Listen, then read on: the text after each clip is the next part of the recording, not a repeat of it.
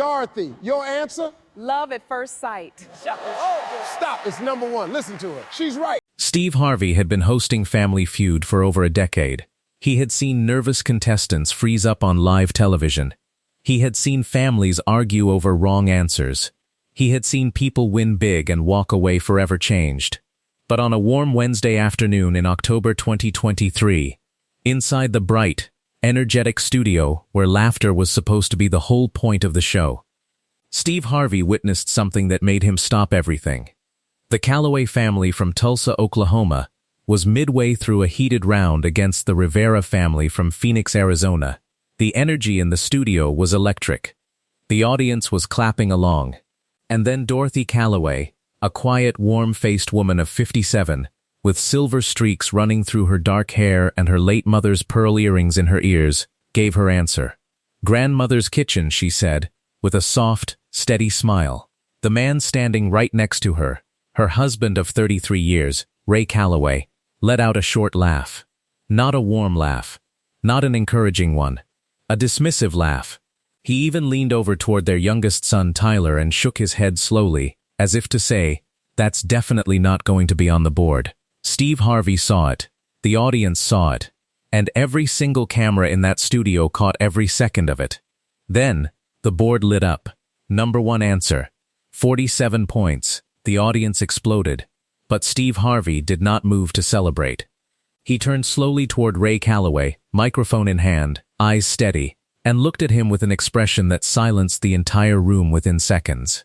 "Sir," Steve said, his voice low and deliberate, "did you just laugh at your wife's answer?" The studio went completely quiet. What happened over the next 2 hours would be watched, shared, and talked about by millions of people. Not because it was funny, but because it was true. To understand what that moment really meant, you need to understand who Dorothy Calloway was, and who she had quietly been for the past 3 decades. Dorothy grew up on the east side of Tulsa.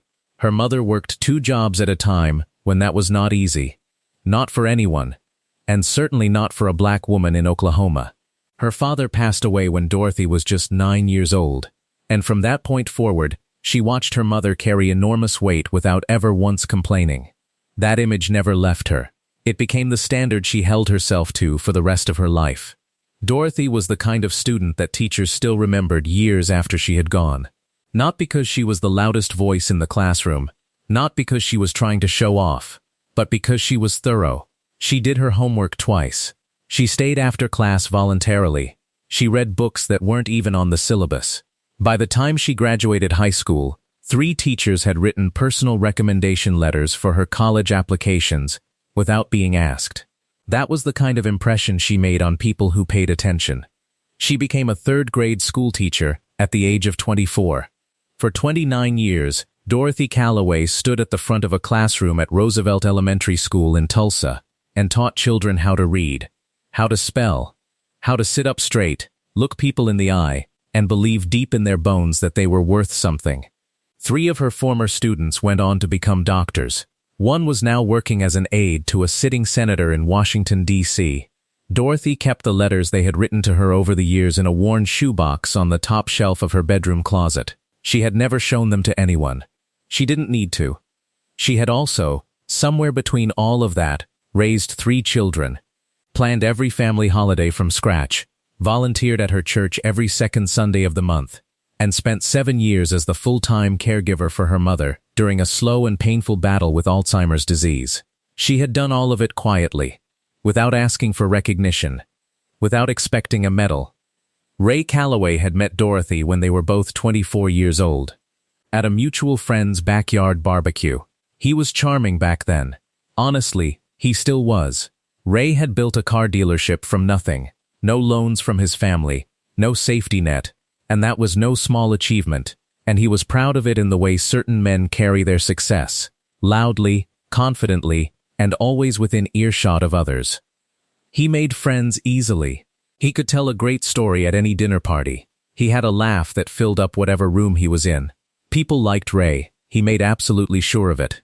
But somewhere inside 33 years of marriage, something had quietly shifted. Not in any dramatic or obvious way. It happened more like a slow leak, the kind you don't notice until the damage is already done. Ray had started finishing Dorothy's sentences at the dinner table, dismissing her opinions in front of company, talking over her in conversations with their children. He didn't do it to be cruel. He probably didn't even realize he was doing it most of the time. But Dorothy noticed. Their children noticed, and after enough years, it simply became the background noise of their marriage. Ray talking, Dorothy listening, and the slow unspoken agreement that Ray's judgment was the one that mattered most. Their 3 children, Marcus, who was 30, Keisha, who was 28, and Tyler at 25, had been the ones who pushed for the Family Feud application.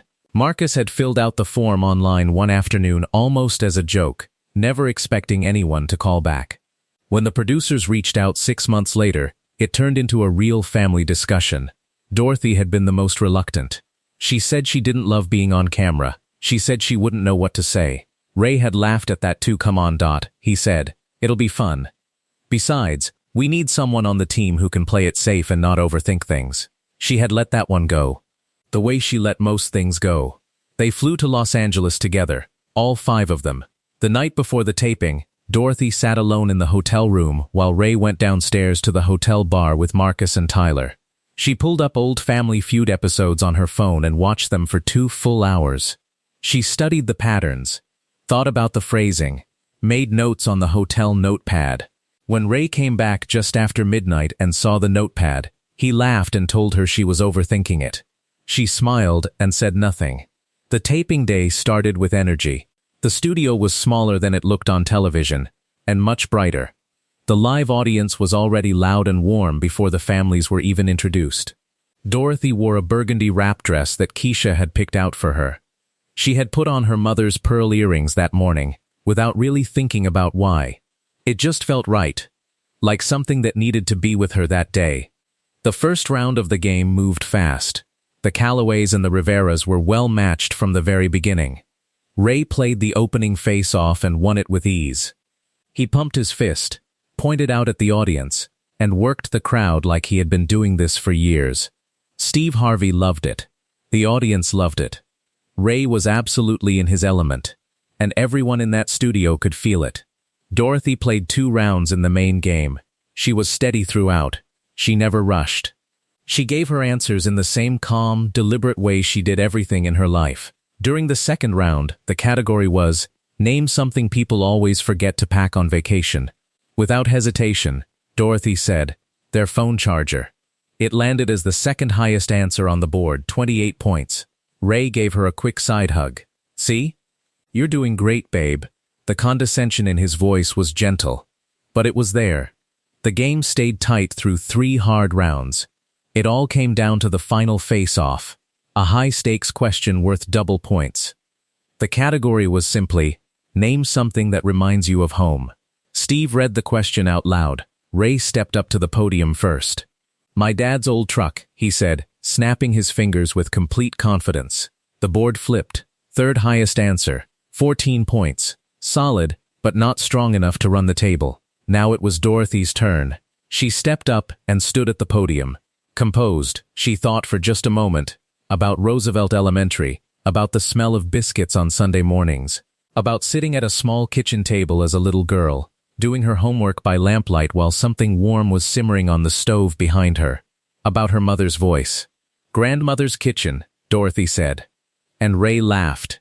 It came out of him fast, a short, involuntary snort, and he turned toward Tyler and shook his head the way a man does when he's already moved on from a bad play. You could read it on his face clearly. That's not going to land. He even muttered something under his breath. Come on. The board held its pause the way it always did, that theatrical silence that builds in the air before the reveal. Then it lit up. Number 1 answer. 47 points. The audience exploded out of their seats. Keisha screamed. Marcus grabbed his mother's arm and shook it. Tyler's jaw dropped all the way open. Dorothy pressed both hands flat against her chest and exhaled, a long, quiet exhale. Like something that had been held tightly inside for a very long time was finally being allowed to leave. But Steve Harvey was not moving on. He had seen the laugh. He had seen the head shake. He had seen the lean toward the sun. And Steve Harvey, a man who had built his entire career on reading the truth in people's faces, was not going to let it simply pass by. He walked slowly to center stage. The audience felt the shift before he even spoke. The noise began to settle all on its own. Ray himself seemed to register that something important was happening, though he wasn't sure yet exactly what. "Hold on," Steve said. His voice was calm, completely calm. "Hold on a second. I need to address something before we keep going here." He turned to face Ray with the kind of stillness that is somehow more powerful than anger. "Sir," he said, "I watched you laugh at your wife's answer. I watched you shake your head at her. I watched you turn to your son like this woman standing next to you didn't know what she was talking about." He let that sit in the air for a moment, and that answer just hit number 1 on the board. Ray opened his mouth. I didn't think it was going to." "That's exactly right," Steve said, cutting in quietly. "You didn't think." He said it without raising his voice even slightly. But the words landed like something heavy being set down on a table. "You didn't think that the woman standing right next to you might know something you don't." The room was absolutely silent. Not a single person moved. Steve looked out at the audience for a moment, then back at Ray. "How long have you two been married?" 33 years, Ray said. His voice had gone quiet. 33 years, Steve repeated, nodding slowly. "And in 33 years, has this woman ever given your family bad advice? Has she ever steered you wrong? Has she ever once let your family down?" Ray did not answer. And that silence, that 3, 4, 5 seconds of complete silence from a man who always had something to say, told the entire story. "I didn't think so," Steve said. He turned then to Dorothy, who was standing very still, hands clasped in front of her, eyes just slightly wet at the corners. "Ma'am," Steve said, his voice going soft and genuine, "how long have you been letting him laugh at your answers?" Dorothy Calloway laughed right then. A real laugh, surprised out of her. A little sad and a little free all at once. The laugh of a woman releasing something she had been carrying quietly for years. "Oh, honey," she said. "A long time." The audience responded with that sound, that collective exhale of recognition, the sound that only happens when something deeply true is said out loud in a room full of people who know it, because every woman in that studio understood exactly what Dorothy meant. And honestly, so did a lot of the men. Steve shook his head. He looked at Ray one final time before moving on. "You better get it together, sir, because that woman just scored 47 points for your family. She did it while you were standing right next to her, shaking your head at her." The Calloway family won that round and moved into the fast money bonus round. The game was still happening. The lights were still bright. But something much bigger than the game had already shifted in that studio. Something true had been said on national television that Ray Calloway had never once said to himself. That he had been underestimating his wife. That he had been doing it for so long that it no longer even registered to him as something he was doing. And now the whole country was watching him sit with that. He lowered himself into the chair beside Marcus. He put his elbows on his knees and looked at the floor. Keisha reached over and placed her hand on his arm without saying a word. He didn't say anything either. Dorothy adjusted her mother's pearl earrings. She walked to the fast money podium, stood up straight, and got ready. Keisha had gone first in the fast money round. She was quick and confident, 96 points. That meant Dorothy needed 104 points from 5 questions to win the $20,000 for her family. Steve walked over to stand beside her. "Dorothy," he said gently, "you ready?" She looked at him with calm, clear eyes. "I was ready before we got here," she said. Steve broke into a wide, genuine smile. "I believe you." The clock started. "Name something a husband takes for granted." Dorothy didn't pause for even a single second. "His wife," she said. The board revealed it as the number 1 answer. 45 points. The audience laughed and applauded at the exact same time. That rare, beautiful combination that only happens when something is both funny and painfully true. "Name something you'd find in a school teacher's bag." "A red pen," Dorothy said. Number 2 answer, 24 points.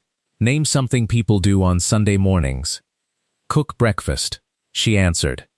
Number 1 again. 39 points. The audience was starting to feel it building. Steve was grinning from ear to ear. Dorothy stood at that podium as if she were standing at the front of her classroom, completely in her element, completely calm. Name something that gets better with age. Dorothy took a small breath. Then she looked straight ahead. A good woman, she said. The audience erupted before the board even turned. When it did, number one answer, 41 points. The studio broke open. People were on their feet. The noise was deafening. Dorothy already had 149 points going into the fifth and final question. She only needed 51 more to win the money. Name the most important thing a mother gives her children. Dorothy paused for just a moment. She thought about her own mother, the woman who worked 2 jobs and never once let her children feel like they were struggling. The woman who pressed her daughter's hair every single Sunday night and told her that her mind was her greatest treasure. The woman Dorothy had sat beside for 7 full years, while that beautiful mind slowly faded away, holding her hand and singing the hymns her mother had taught her as a little girl, right up until the very end. Her whole life, Dorothy said. Steve looked at the board. Survey says, number one answer, 48 points. The Calloway family had won $20,000. Dorothy had answered 5 questions and landed the number one response on 4 of them. The audience was standing. Steve Harvey stood still for a moment, just taking it in.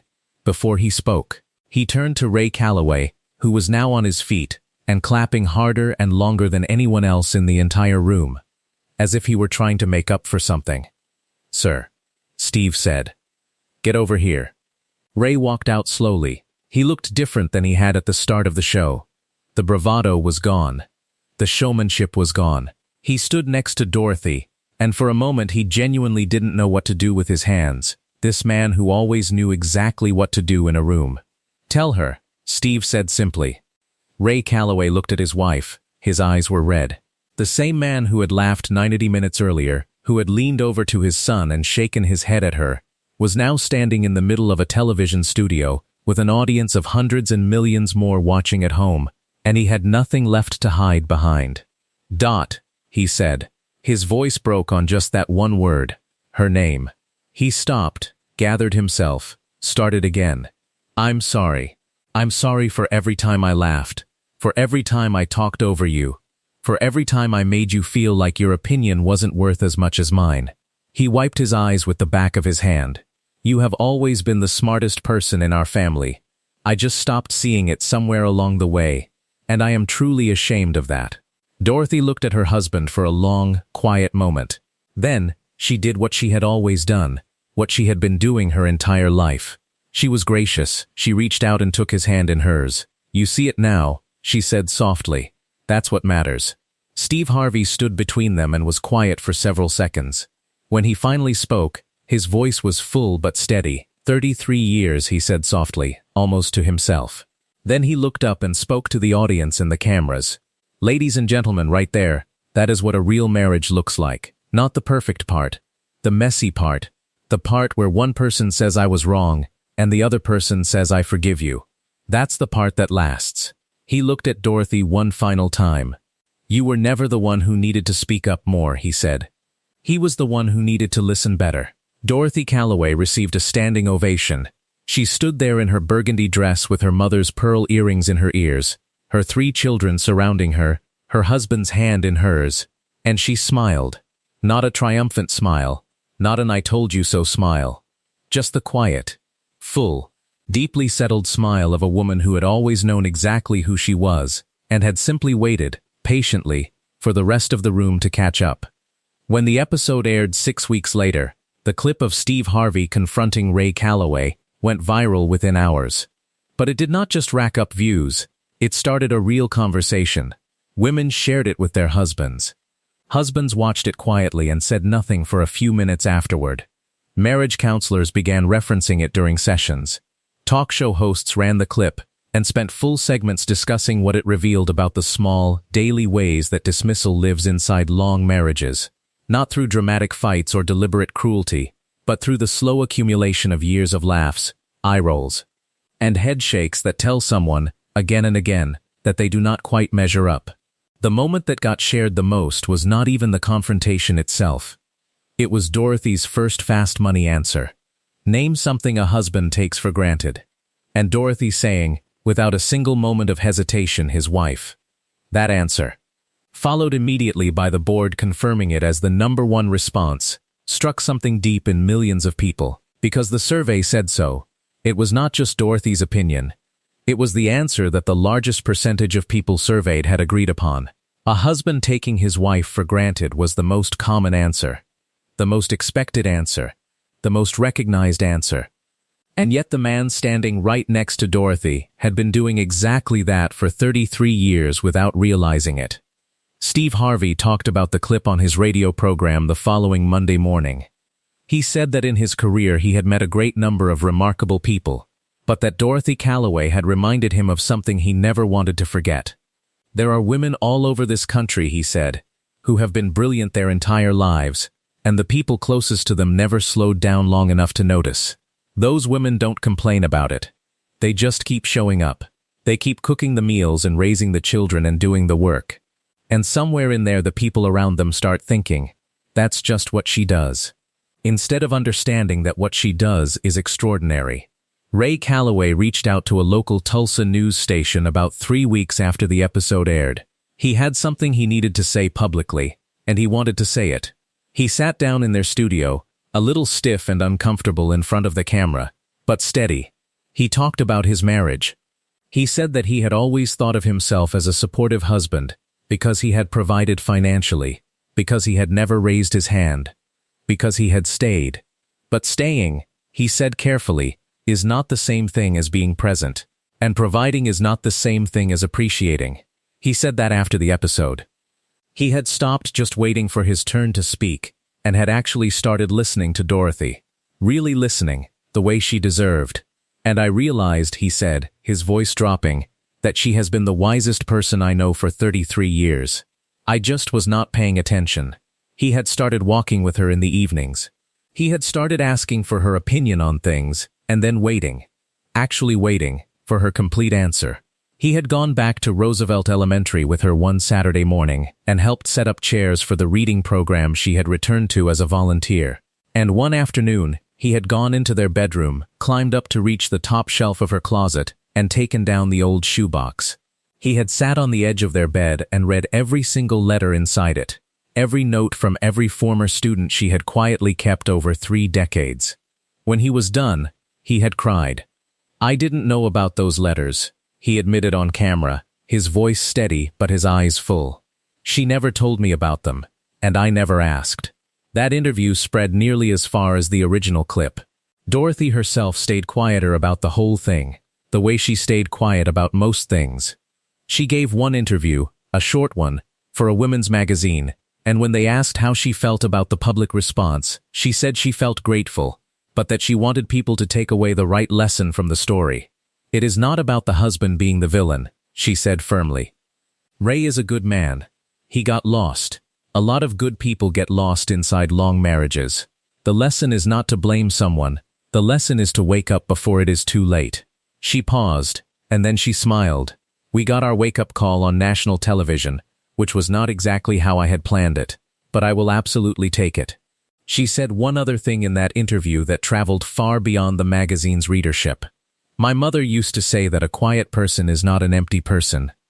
She used to say that still waters run deep. I have been still for a long time. But I was never empty. Back in Tulsa, life changed in the Calloway household. Not overnight, not dramatically, but steadily, in the way that real changes always happen. Ray started saying thank you in moments he would have walked past before. He stopped finishing her sentences. He started introducing her to new people differently, not as my wife Dorothy, but as Dorothy. She taught 3rd grade for 29 years, and she is the reason our family is who we are. Small words. But small words can completely change the weather inside a home. Steve Harvey was asked about the Calloways in a television interview several months after the episode. He smiled the moment the interviewer brought them up. That's one of those moments, he said, where you realize the show is just the stage. The real story is what happens in real life afterward. He mentioned Dorothy's fast money round. 4 out of 5 #1 answers, he said, still sounding impressed. On national television. Under pressure. After her own husband laughed at her. He shook his head. And she stood there completely calm. Like she already knew. That woman knew exactly who she was. She didn't need me to tell her. She didn't need the board to tell her. She already knew. I just helped the room catch up. On their 34th wedding anniversary, Ray took Dorothy back to Los Angeles. Not for any show. Just to be somewhere different together, walk around, eat somewhere nice, and be with each other the way they hadn't been in a long time. On the way to dinner, he stopped on a sidewalk and turned to face her. "I want to say something," he said. "Ray, let me say it." He took a slow breath. "For 33 years, I had the most remarkable person in the world standing right next to me, and I was too busy making noise to notice what she saw, what she knew, what she carried every single day." He reached into the inside pocket of his jacket and pulled out a small velvet box. Inside was a ring, not a diamond, not a flashy thing, but a delicate, simple piece she had pointed at in a jewelry store window 7 years earlier, and he had walked right past without stopping. He had remembered it. He had tracked something just like it down. "You always knew the right answer," he said quietly. "I am just sorry it took me this long to pay attention." Dorothy Calloway looked at this loud, well-meaning, imperfect man she had loved for 34 years. She looked at the ring. She looked back at his face. And she did what she had always done. She was gracious. She held out her hand. "Better late," she said softly, "than never." That is the story of what happened when a husband laughed at his wife's answer on Family Feud. It is a story about dismissal and recognition. About long marriages and quiet brilliance. About the kind of wisdom that does not announce itself. It simply shows up on the board as the number one answer and lets the room fall silent. Dorothy Calloway walked into that studio as the woman who got talked over at the dinner table. She walked out as the woman the whole country was talking about. Not because she had changed, but because for one afternoon, under the bright studio lights, the rest of the room finally saw what had always, quietly, been there. Some things do not need to be found. They just need to be noticed.